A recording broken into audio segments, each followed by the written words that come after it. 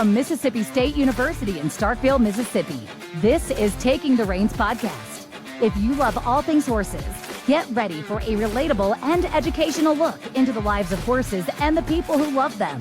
Now here's our host, Clay Cavender. I was over in the Freedom Hall. You had a booth set up, and I was looking at it. I thought, man, that is so... I'm glad to hear that because it paid off. It did, well, yeah, and when you think... I've been in animal science for 30 years as a student, graduate student, professor, and there's nothing like this thing that you guys got going that I'm aware of. Yeah. But anyway, I was talking to some people over at your booth, and then I just got... the wheels got to turning on the ride home, and I thought that's when I contacted you and thought we need to set something up because this is neat. Before we even get into that, though, I want to know a little bit more about how you got to this point. Didn't you work at Kentucky? I did, yeah.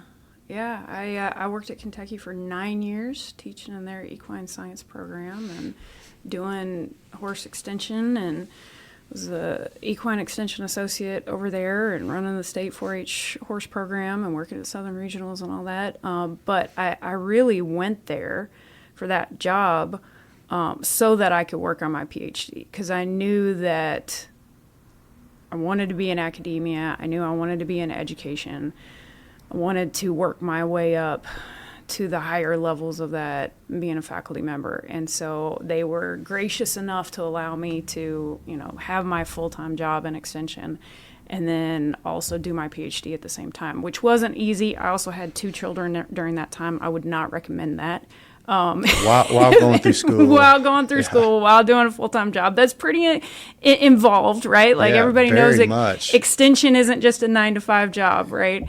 But I have an amazingly supportive family and husband and was able to get it done, probably not in the time frame that most people get it done in, but I was able to get it done and learned a lot being there. Got to get to know the people of Kentucky really well being there. Got to learn more horse disciplines than I was initially familiar with, and that was a really, I think, positive thing that led me kind of into this job and be more successful at it. But yeah, once I got done with my PhD, I stayed there for a couple of years and then this job opened up here. But I'm originally, I graduated from this program as an undergrad. So I was already connected to it, aware of it, and knew the uniqueness or difference of this program, and it was special. It made sense to me, and so my kind of ultimate goal was to always find a way back here, and I was able to do that, and then blessed with the opportunity to then lead the program a couple years after I got back. So. And that's the part I'm trying to kind of weave into is that you are on the path I think most students probably are on what we do, in that you're going to Kentucky, you're doing research, you're involved in extension work, and so we see in our business what you and I do is you're kind of one of a few things. You're either teacher or extension person, and they're all the same. Yeah. Research, teaching, extension, pretty much all the same. Different avenues to get to an endpoint, but the same endpoint. Absolutely. But where we're going today to talk about is what you guys got going on here. We're at University of Louisville, sitting in the business college, and your Equine Industries Program's housed in the business college, which is vastly different than most places are housed in ag life sciences in some capacity. Yeah. So what is how do you think this program, tell me the history of how it got integrated into business. Sure. And what the mindset of the student is that comes to this program. Sure. So, this program here at the University of Louisville was started in 1986 by a legislative act in the state of Kentucky and in the state government. And it was because they realized how important the horse industry is to the economy of Kentucky. Sure. So, right now it accounts for over 60,000 jobs here in the state of Kentucky. Gross assets is over $30 billion if you accumulated all the property and horses and everything. So it has a huge impact. If that business were to go away, it would devastate the state, right? It would be hard to recover from that. So they had enough forethought back in the 1980s to say, okay, we've got places like University of Kentucky that are doing amazing work researching the horse itself, disease research, reproduction research, toxicology research.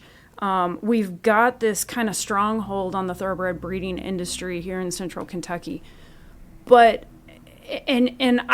most horse people that I talk about with this, when I say this, the light bulb kind of goes on, is that one thing that they kind of noticed, though, was, everybody says it's hard to make a living in the horse industry. And it is. But one of the things that makes it more difficult is so many people lack those business skills, right? So if you think about how many people in the horse industry can train a horse to do just about anything, right? Or can diagnose just about anything, or has that eye for conformation and pedigree and picking out that, whatever that discipline is.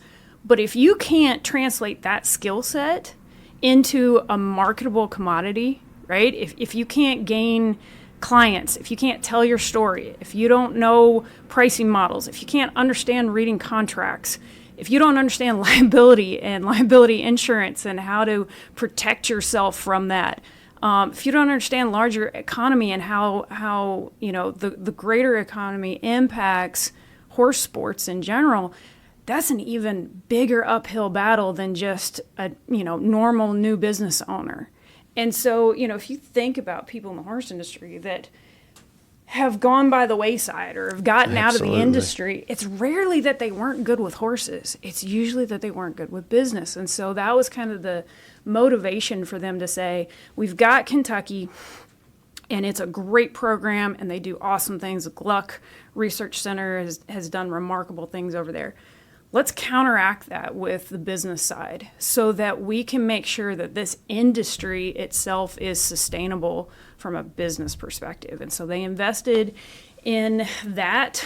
We are funded by a tax on parimutuel wagering here in the state of Kentucky, which is kind of unique. We're able to directly benefit off of the horse industry, which also gives us motivation to give back to it. We want to do that through our research that we produce, but also creating students that can go and get plugged into the industry, work their way up to management positions and make positive impact, being able to understand business and trends and make change so that this industry stays alive and well in the state. I think people in general, just the average population, maybe even horse people in general, probably underestimate the impact, GDP impact or just contribution to jobs and all kinds of things the equine industry has. It's pretty remarkable, especially when you start comparing to some other industries. Sure. Well, you look at it like in Florida right now, and, there's this big debate on decoupling. Should they... right now, the casino industry is tied to the horse racing industry. And so there's a big push to separate the two so that you can have standalone casinos. And from casino owner perspective, that makes a lot of sense, right? It's lower cost overhead. You can make a lot of money off of a casino. Horse racing tracks, a little bit different, right? You don't have quite the profit margin. There's a lot more to manage. There's a lot more regulatory features that come into play.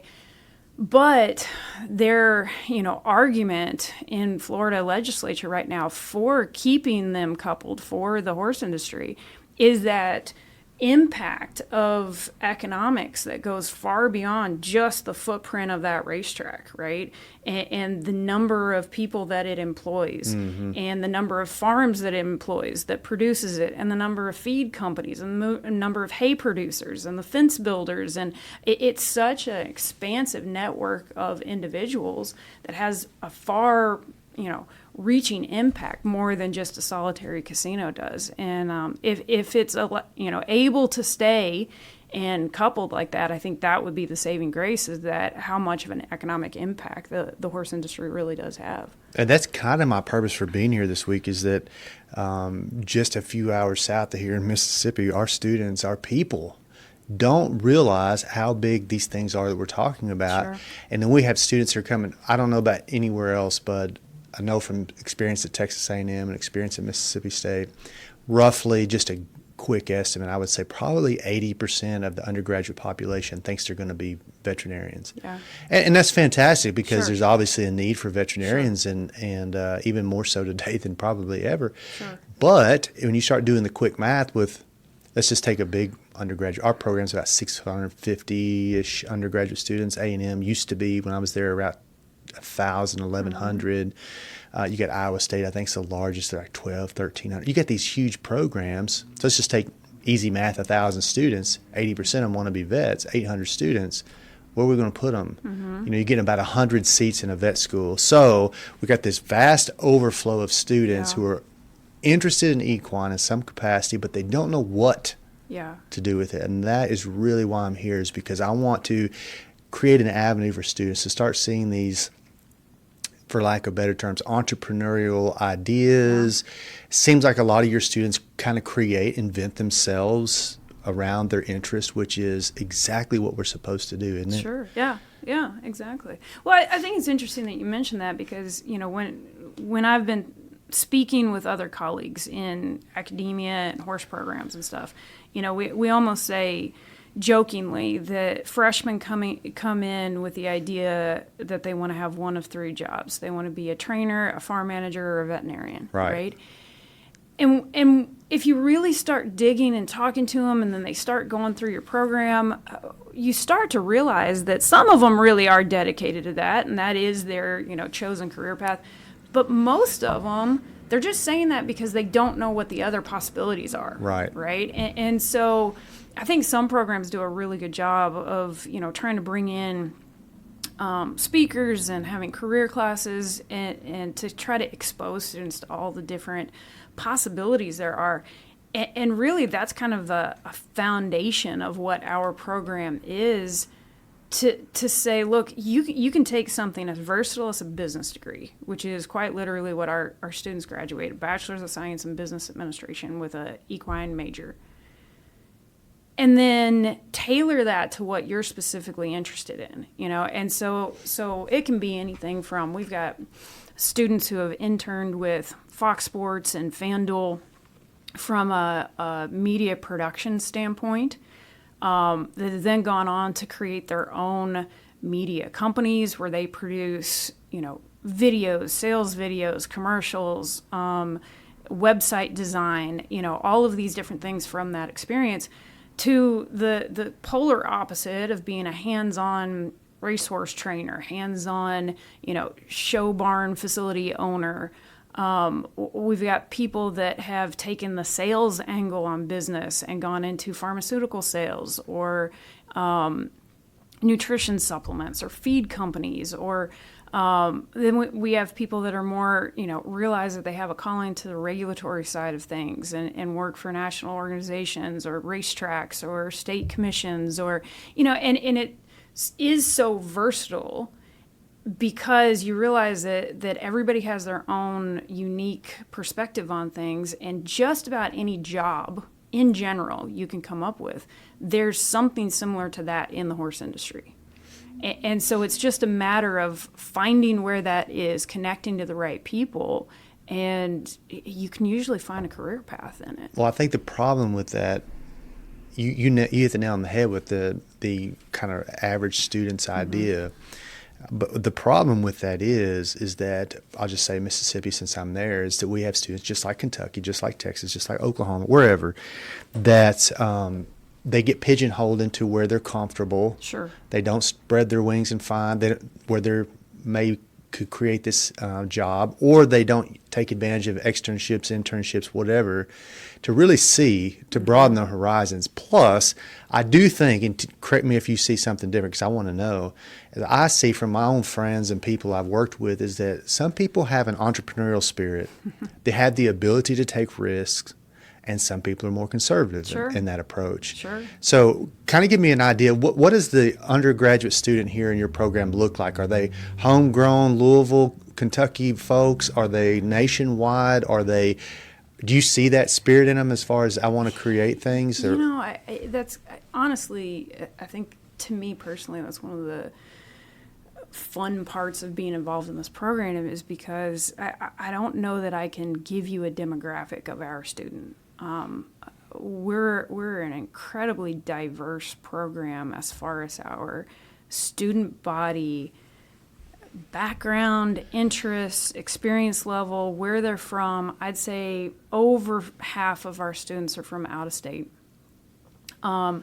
It's probably a 50-50 split from people who come in with a racing background or with aspirations to be in the racing industry versus more of a show background and, I don't want anything to do with the racing industry.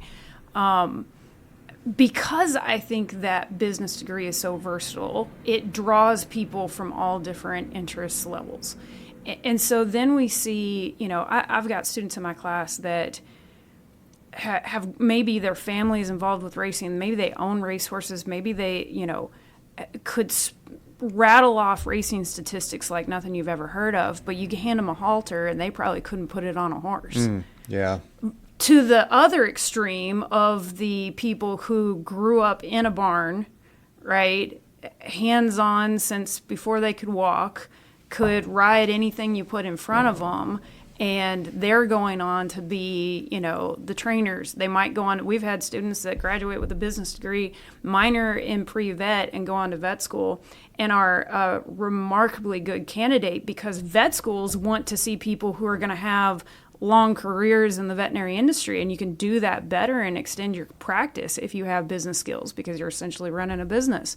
So the variety is remarkable. What we try to then do is find a common ground, right?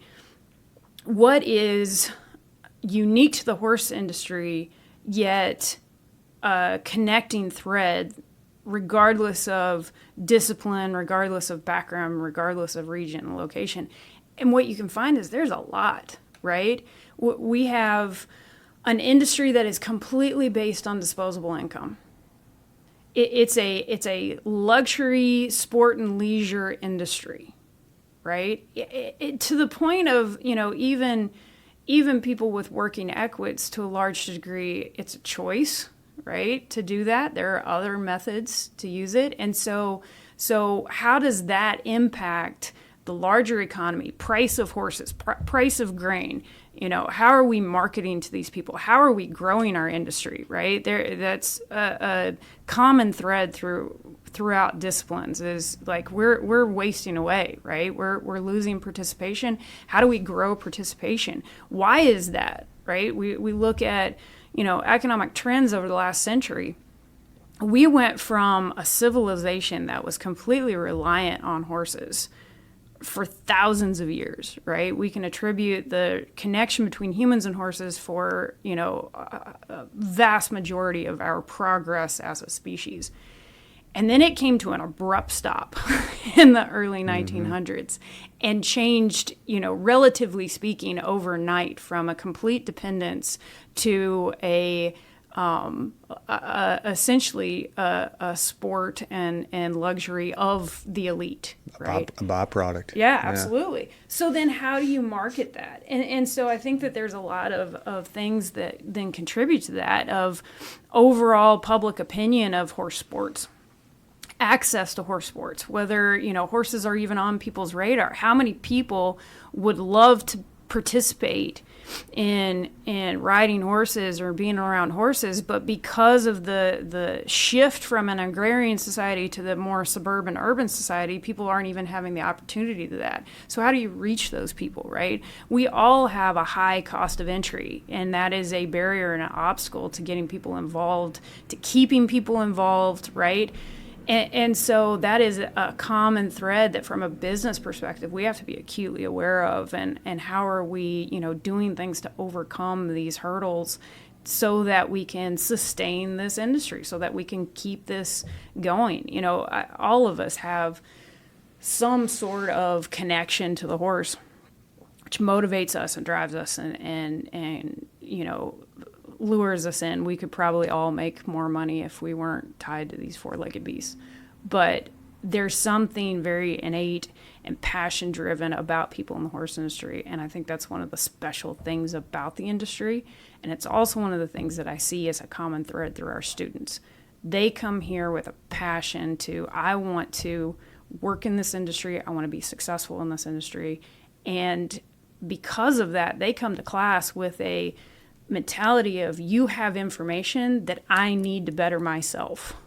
That's probably fun. It's so fun, to the point where, like, you know, occasionally I'll be asked to teach just a general business class, and it's kind of a drag because you don't see that same motivation and that same interest. That's so funny you say that, because the general animal science student that takes, you know, I teach an eval course, which I get so pumped.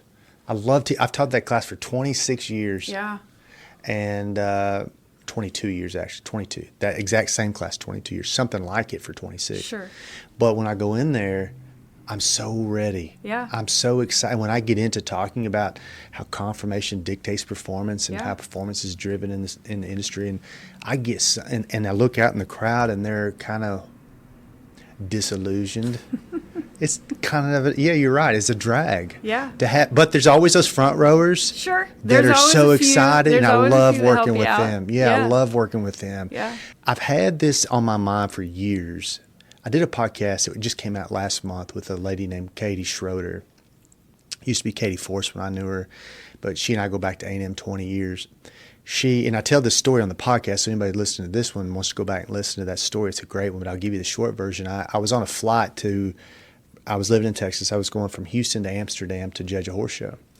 And, you know, I'm standing in line to get ready to get on the plane, probably 200 and something passengers, and Katie walks by.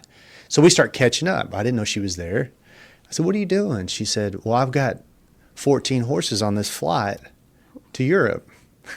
I said, "On this plane?" She said, "Yeah, on this plane." So about halfway through the flight, she comes and gets me, and I walk through this little trap door in the back, and there's 14 horses eating hay. That's awesome.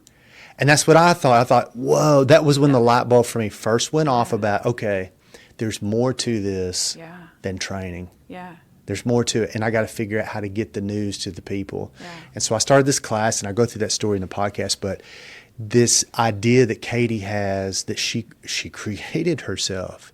She still to this day, 20-something years later, she flies back and forth to Europe. Yeah. She brought the European the champion that won the Derby or the Futurity, I can't remember which one, but he won the NRHA Derby Futurity. She brought that horse over from Europe. And so it's just one of those stories after story that she has from a multitude. That's the other thing we get stuck in. Okay, I grew up in a horse training family, so I saw the top end, and that's where the market was. That's not true. That's just a sliver. So there's a multitude of avenues people can go, which I love. You started naming off a little while ago, like all these things, marketing, and all these things people can do within the horse business. That just when you started listing those things, I just started seeing the mind and thought process of our students expand exponentially, because now there's more options. Oh, I even struggle when a mom and dad come and sit down with me in my office and they go, "Why does my kid need to do animal science?" I struggle with that. Sure. Because of what you just said, it's not a high-paying deal, and there's just not a ton, if your kid is horse crazy, to do. Well, and it's interesting to me, and having been in, worked in and went to school in animal science programs. So I graduated from U of L with a business degree, went on to Colorado State, got a master's in animal science with a specialty in equine reproduction. I wanted to ask you, too, how did that work? Because did you have to take chemistry classes or whatever? Did you have to go back and take science? A little bit. I like science, so I had some extra electives in undergrad from science, but I did, when I went there, I had to take some prereqs simultaneously with my graduate school classes, but it was worth it for the experience. But having been in those situations, like I get it. I remember teaching equine anatomy, and there'd be bright kids out there that just were like, "This isn't my thing." Like I kind of get why this is important, but memorizing all these names of parts of the bone and the different tendons, and it's just not my thing. And I think that's one of the values of this program at U of L is that, we've got students who like the science part. I've got a major right now, minor pre-vet. She's doing all of the science classes. That's her thing. She's into science, but she wants to go to vet school, but she wants to be able to run her clinic, right? But I've got other people that are like, science isn't my thing. Like, please don't put me in a chemistry class, right? I feel comfortable on a computer. I feel comfortable crunching numbers, And so we can kind of talk to them, get to know them, and then kind of direct them into, there are so many jobs right now in, data analysis and, understanding computer programming or understanding that are related to the horse industry, right? Everybody's making decisions based on statistics. Where are those statistics coming from? Consultants in the industry are growing exponentially because it's people that know how to analyze data, right? We need that. Then there's other people that are like, I can talk to people all day long. That's my specialty. And so, we can kind of push them more into a sales or marketing or social media or journalism or, one of these event planning, areas of the industry that's more people forward and that relationship building and catering to their expertise. And we call that hobnobbing. Yeah, exactly. And some people are just born with that and they're good at that. And it's not necessarily transferable. Those skills aren't necessarily, I'm good at this and therefore I like horses and therefore I'm good at organic chemistry. It just doesn't always equate to that. And so, I think that's one of the cool things that we can offer is, that group of students who's like, maybe that's not my thing. Maybe that strict science program it doesn't work for me. There's probably a path in this program that you can figure out what does work for you and where your niche is.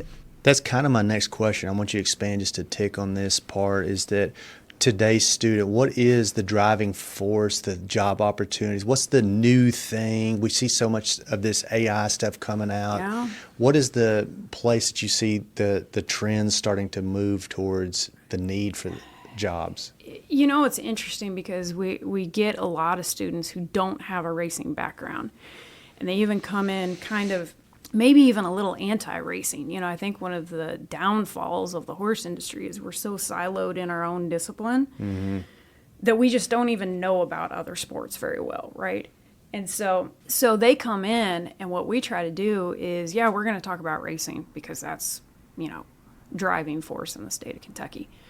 We're also going to talk about saddlebreds, and we're going to talk about quarter horses, and we're going to talk about standardbreds and gaited horses and everything in between, because ultimately they're all connected. And sometimes we might use racing because we have a bigger scale to be able to see trends and statistics and data, but that doesn't mean that it doesn't also relate to other breeds, other disciplines. So what happens a lot is somebody comes in with a horse show background and they see these common threads and they see that how, racing really isn't that much different than the horses I grew up with and the horses that I've been around.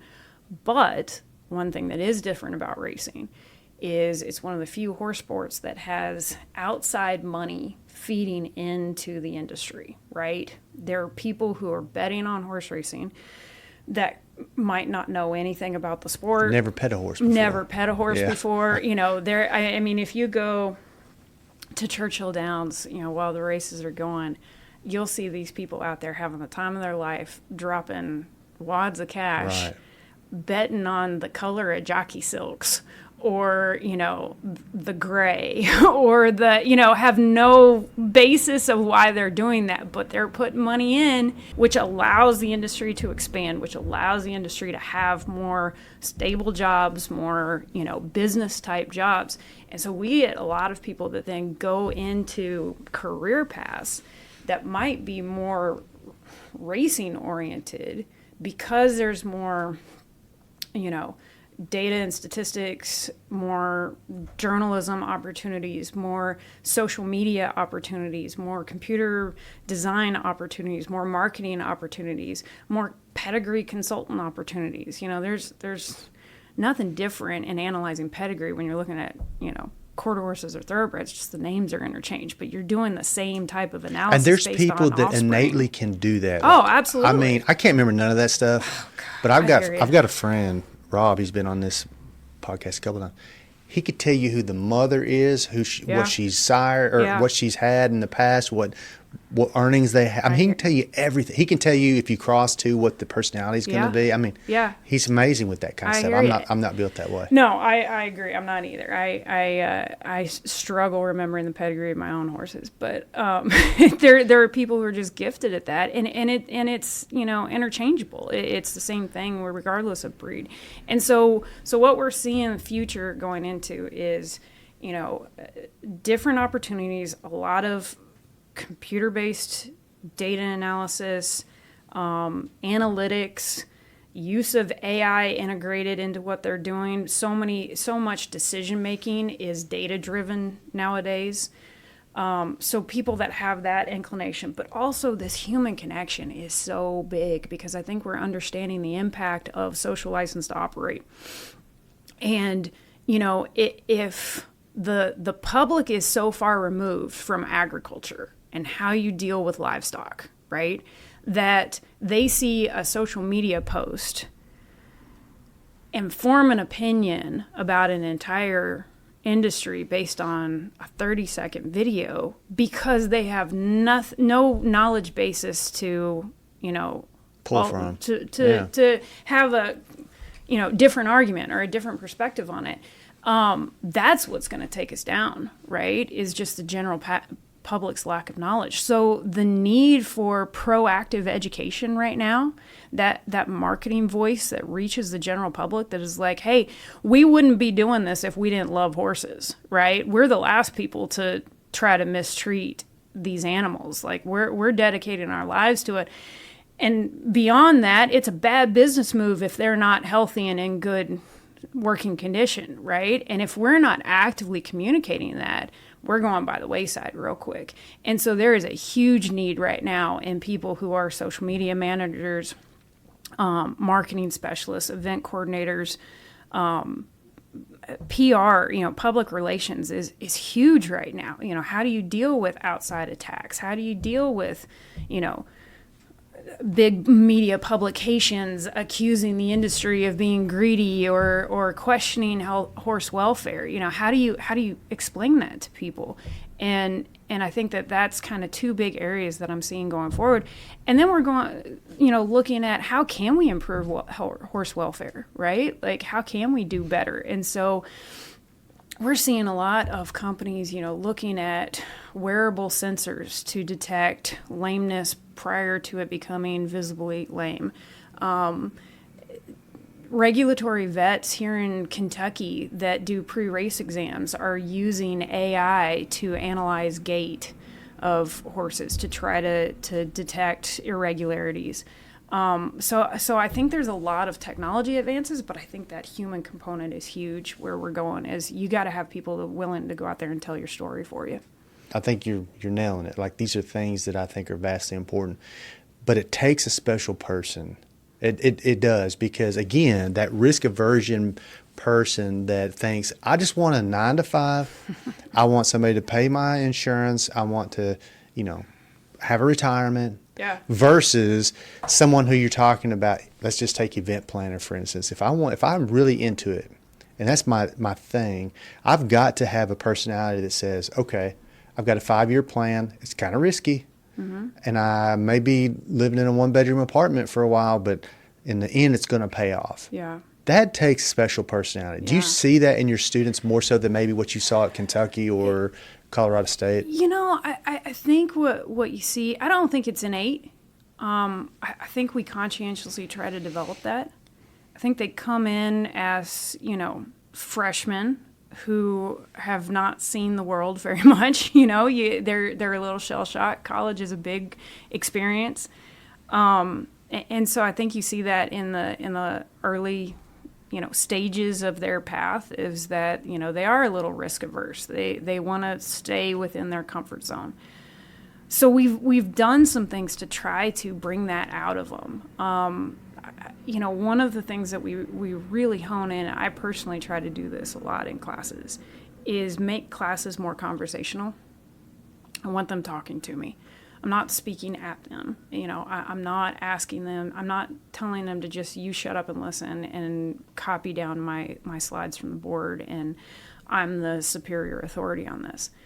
I'm asking them to piece together information. And so I'll present them with basic information, and then we'll dive into a discussion on why does this matter, or what's happening here.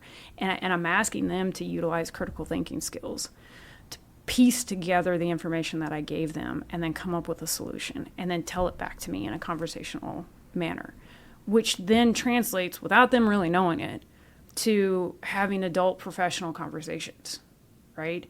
So that then when I bring in guest speakers and the guest speaker gets to the end and they say, are there any questions? They don't sit there on their hands. Yeah. They're ready to engage. They're ready to say, hey, because we had this conversation last week, right? And what's your opinion on it?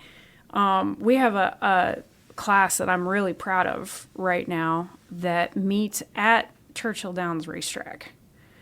And it's called Applied Racetrack Operations. And I wanted to get students out of the classroom because the classroom is a safe space, right? It's familiar. I sit here every day. I'm protected here. And I wanted them to physically go into a professional area. We're so fortunate to be, we say, 1.25 miles from Churchill Downs. Is that a furlong? That's actually... So that would be 10 furlongs. Eighth of a mile, is that right? Eighth of a mile of the furlong. But 1.25 miles is the length of the Derby. So we say we're 1.25 miles from Churchill. But to go there, sit in the general manager's office and have a conversation with him about the future of horse sports, right?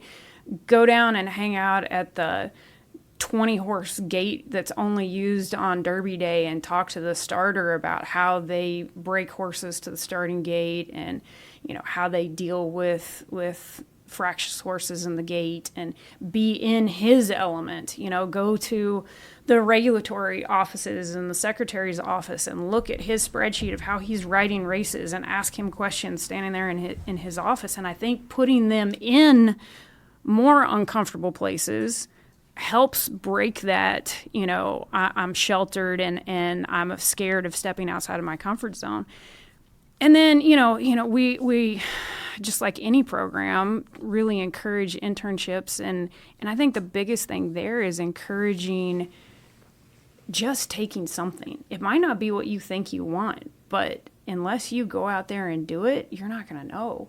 And sometimes realizing, that's not what I want to do, is just as important as finding something that you do think that might be a career path. So, just really pushing that envelope. And I think one of our strong suits too is that we're intentionally a relatively small program. We have the luxury, because we're funded by that tax on parimutuel racing, that we're not beholden to enrollment numbers, right? So where we want students coming here and we go out and recruit and actively, try to, increase our numbers, there's a little bit of a cap there, because I want to be able to know you as a student and know you for 4 years through this process and meet you where you are and you feel comfortable with me. I had a student just recently who thought she wanted to be on the racetrack. She had an experience out there. It was a good experience, but she was like, I don't think this is really my thing. So she came and talked to me, and she said, I really think my interest is in the retired racehorse, like retraining for a second career. So I made a quick phone call, and she got set up with a person who, fairly high profile, does that for a living right now and is about to start 3 new horses off the track. And she said, I'm starting them on Monday, come on out. If I didn't have that relationship with that student, that she felt like she could come and talk to me about that, she probably would have missed out on that opportunity. And so I think that's really key, because I think innately, no, students aren't outgoing and looking for that. But I am super proud of them, the fact that, once they graduate, I do think that they are unique and differentiate themselves from other programs because of their ability to have those professional conversations and adult conversations. And I think that comes through in their interview processes and, in the results of where our graduates are working now. What is the number of students you have in the program? In comparison to College of Business, do you know? So we're sitting at, like I said, we're pretty small. we have around 50 to 60 students in our program. We're one of the smaller majors. Us and economics are two of the smaller ones. But I find comfort in that because, man, administrators are so driven by numbers. Yeah. And when and usually what they're driven by is it's not really tinker with the number of professors, but let's increase the undergraduate population, which I get it, is all money driven. And everything is, But the value you're talking about the one-on-one, the knowing the student, all that, but you don't have to worry about that pressure, which because of this pari-mutuel funding, I think that's fantastic. Which I honestly think that most animal science programs and faculty in those programs would agree with me and would love to have that opportunity to do so. It's just the budget model doesn't afford them to. And so, I don't want to act like it's something that we do uniquely, that, we invented it or we have the luxury of being able to do that because of our situation. I totally agree. I think that most faculty wish they had more time to not pressured about all the things that we have to do and be able to give more attention to the student.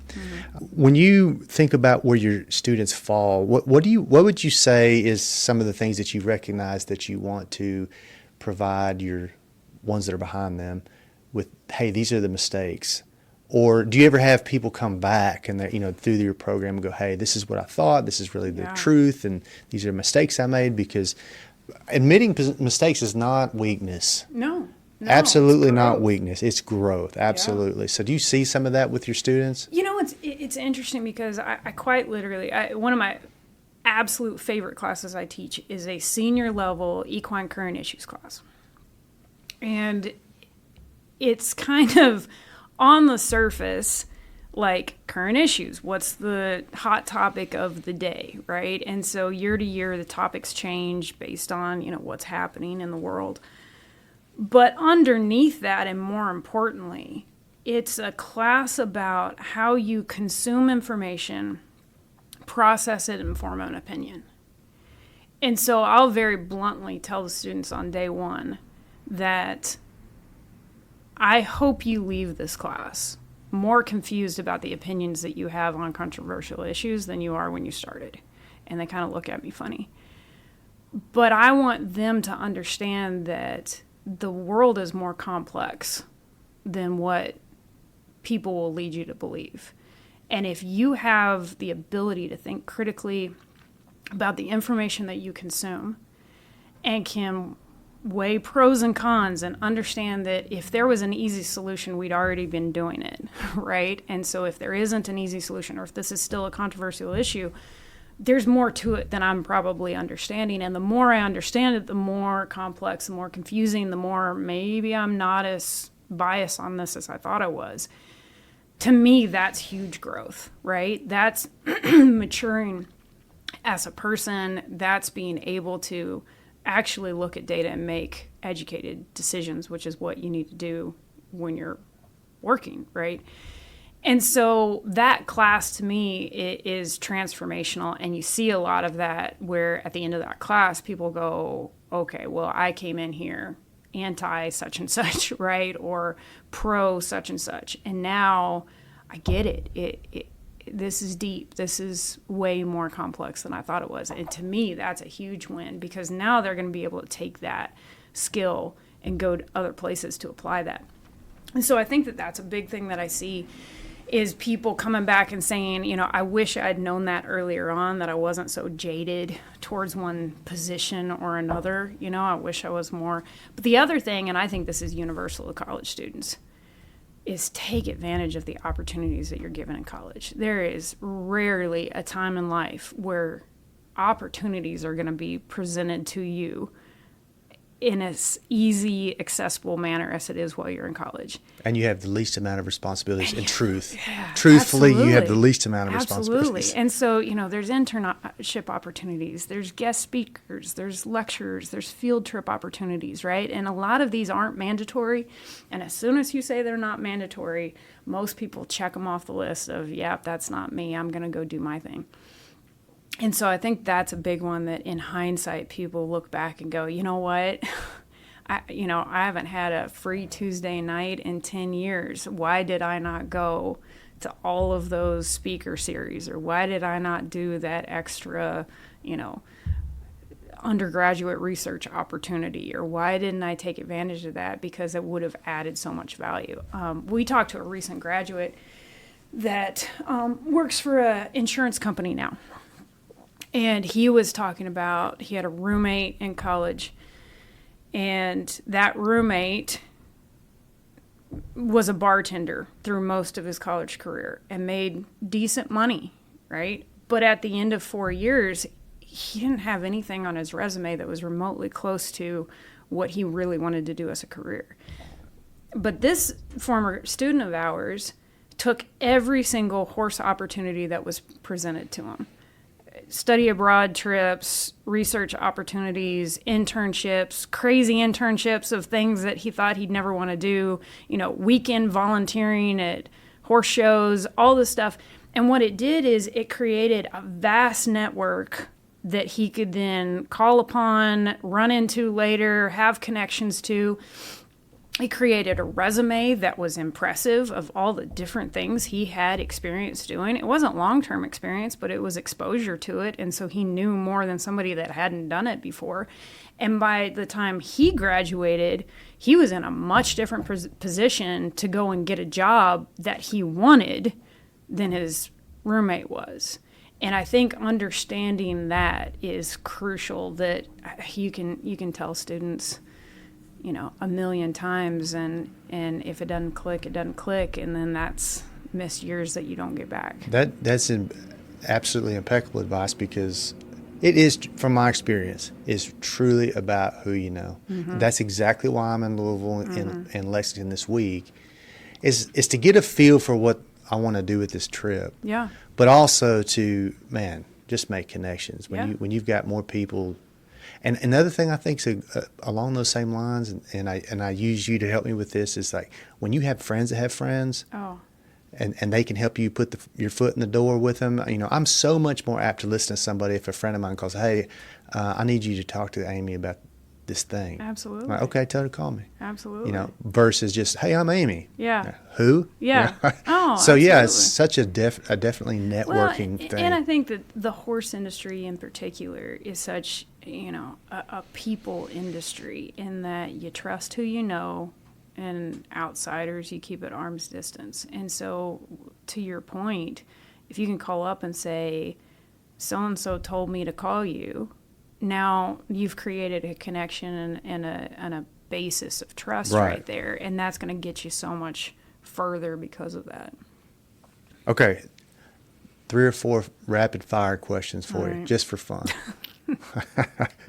What would you say is the best skill every horse professional should learn outside of the barn? God, record keeping. It's a pain in the neck, I know it is, but if you can keep records, it's going to help you with billing. It's going to help you with clients. It's going to help you with looking at trends within your own horses, right? Like, is this following a pattern? Because your memory is not as good as you think it is. And if you're like, well, last year... Mine's definitely not. But it also helps you... there's court cases that come back and are accusing somebody of doing something, but because they kept good records, they can prove they were doing what they said they were. And so I think that record keeping is the foundation of having good practices, being organized, and being a good steward of your business and your craft. So, one industry myth that needs to die. That horse people are all wealthy, and that we're all just greedy and in it for the money. I think I don't know a person in the industry that isn't in it because they love horses, right? Like that's the probably the only and the number one criteria of working in this business. And so I think that's why me personally, and a lot of people I know, take such offense to outside accusations of, we mistreat horses, or we're not concerned about their welfare. And I think that we need to do a better job of being proactive about telling that story, because, everybody I know has their own stories about staying up all night in the barn with a horse and freezing weather. I mean, my husband did it last night. We've got a full It's 3 days old, has contracted tendons, and is doing okay and is going to be all right, but her back legs are cast up and she has a hard time getting up and down. So he's out in the barn, and every hour goes out and helps her get up to nurse and helps her lay back down. And, you know, he's not doing it because he's planning on, you know, retiring on this horse. It'd be nice if we can, but it's because he cares about the horses, and this is what we do for a living. And meanwhile, one of the other mares got cast, and he calls me at midnight telling me about how he had to climb in between. She's pregnant, very heavy, and he had to climb between her and the wall and literally use the wall of the stall to put his feet on her chest and scoot her back to get her up. And I'm thinking, that's probably not a safe position to be in. But at the same time, there was an emergency. He had to put his own self at risk to care for the animal. And I think outsiders don't understand that sacrifice that horse people make. Best advice you've ever received? If you want something, don't give up, even if somebody tells you no. I think that's probably something that separates horse people a little bit, is that grit, is the determination and the problem solving. But I think that the motivation to problem solve has to be there in the, I'm not going to quit. I'm going to find a way to make it happen. And so, you know, the hold on to that determination. And if somebody tells you no to begin with, but that's what you're determined to do, find another way around. So. That's great. You know, when I came up here, I left Sunday, and I told my wife twice, like, why am I doing this? Why am I doing it? It'd be so much easier just to do the norm. Sure. But, you know, yesterday and today both, especially through this conversation, has convinced me I did the right thing. I want to make sure that when we do this trip for our students, that this is where we start, and that they hear from you, hear these things, because I think it's such a great perspective on a different angle of the horse business. Yeah. So I think you did a fantastic job. I appreciate you taking the time to do the podcast too. You're great on the mic. Usually people might freeze up a little bit, but you did fantastic. Thank you. I appreciate that. Thank you very much, Amy. Thank you for joining us on Taking the Reins. A special thank you goes to the Mississippi State Extension Service and the MSU Animal and Dairy Sciences Department. Please visit us on Facebook and Instagram at Taking the Reins Podcast.